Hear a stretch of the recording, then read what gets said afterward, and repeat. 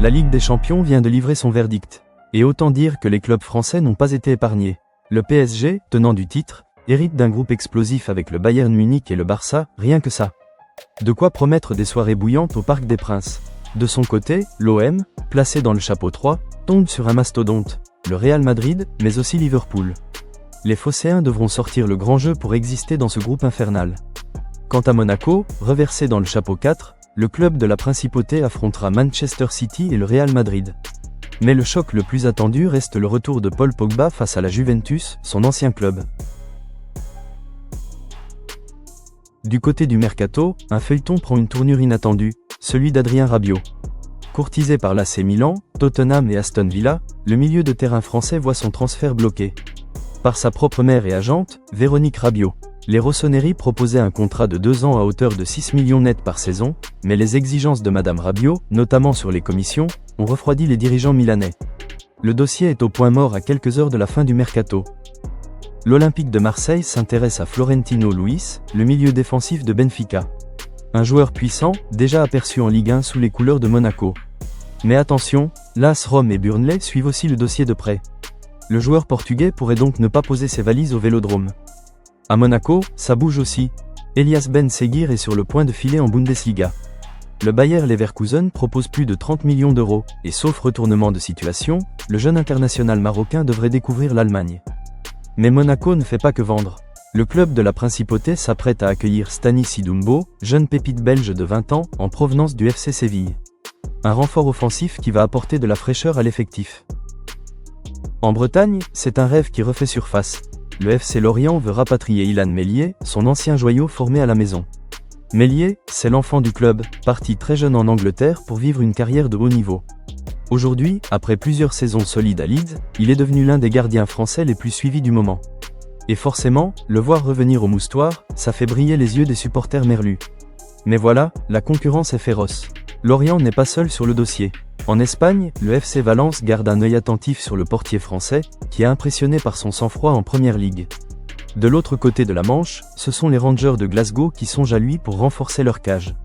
Autant dire que pour Lorient, la bataille est rude.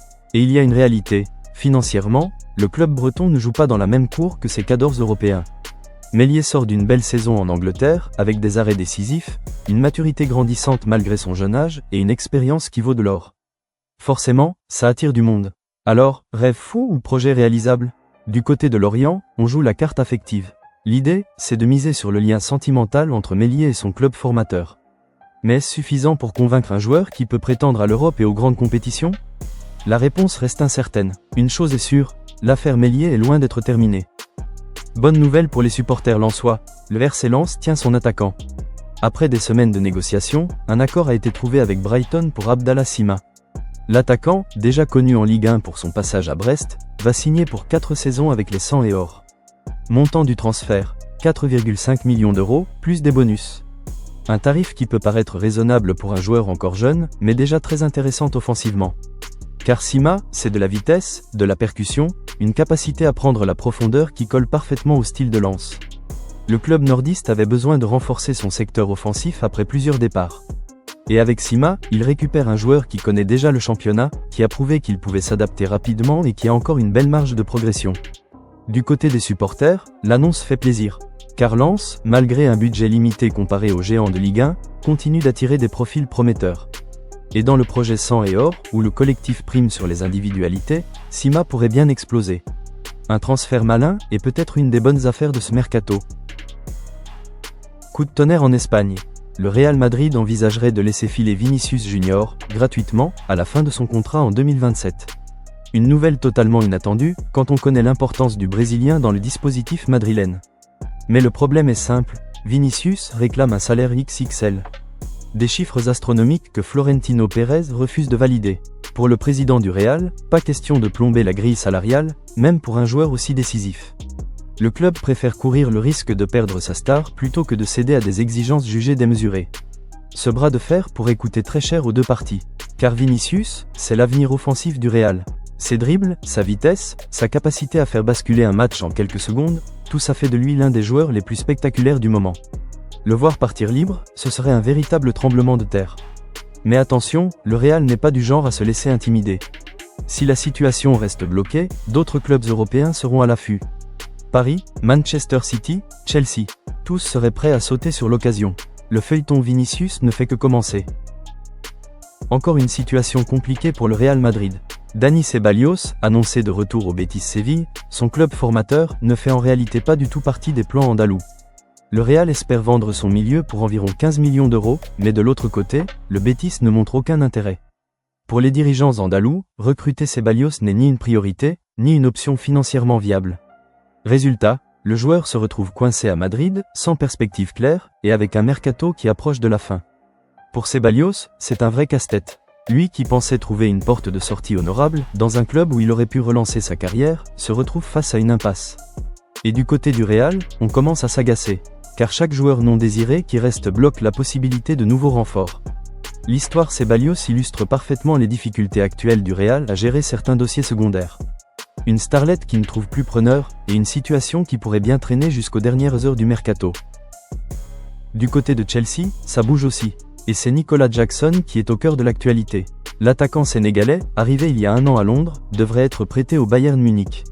Les Bavarois ont sauté sur l'occasion pour renforcer leur secteur offensif. Et grosse info, le Bayern prendra en charge la totalité du salaire du joueur. Un vrai coup pour Thomas Tuchel, qui cherchait depuis longtemps un renfort capable d'apporter vitesse et puissance devant. Pour Jackson, ce prêt est une opportunité énorme. À Chelsea, il n'a pas toujours trouvé la régularité attendue.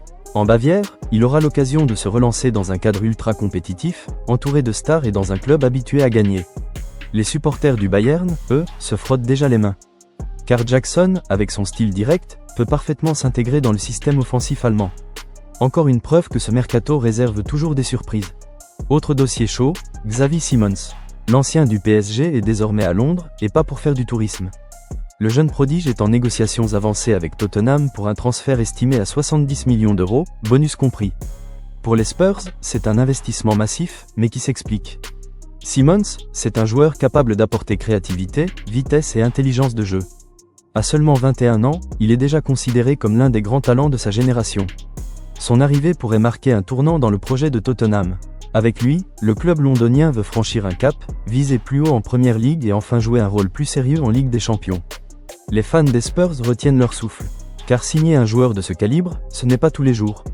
Et pour Simons, ce serait aussi une nouvelle étape après avoir brillé en Eredivisie et en Allemagne.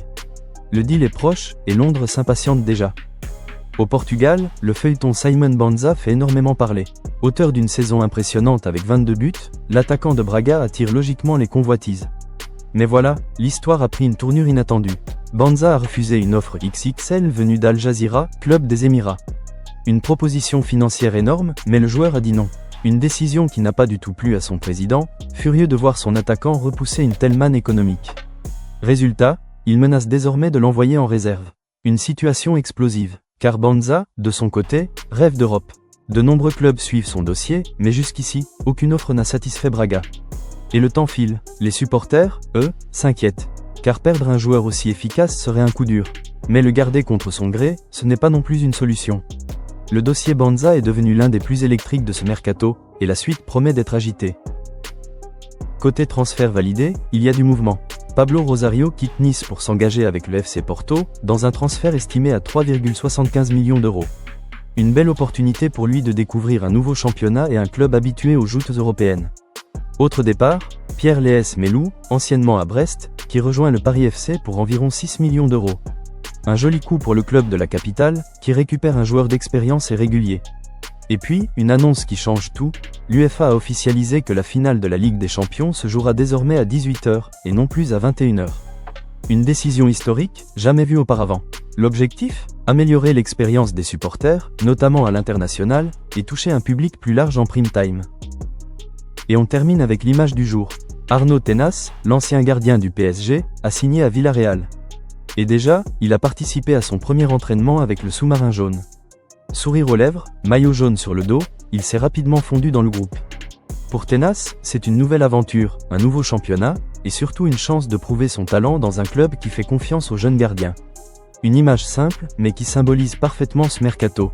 Des départs, des arrivées, des sourires, et toujours une nouvelle histoire qui commence. Voilà les amis, c'était tout pour ce nouveau point mercato. Si tu as kiffé la vidéo, n'hésite pas à mettre un gros pouce bleu, et surtout abonne-toi à la chaîne pour ne rien rater de l'actu foot.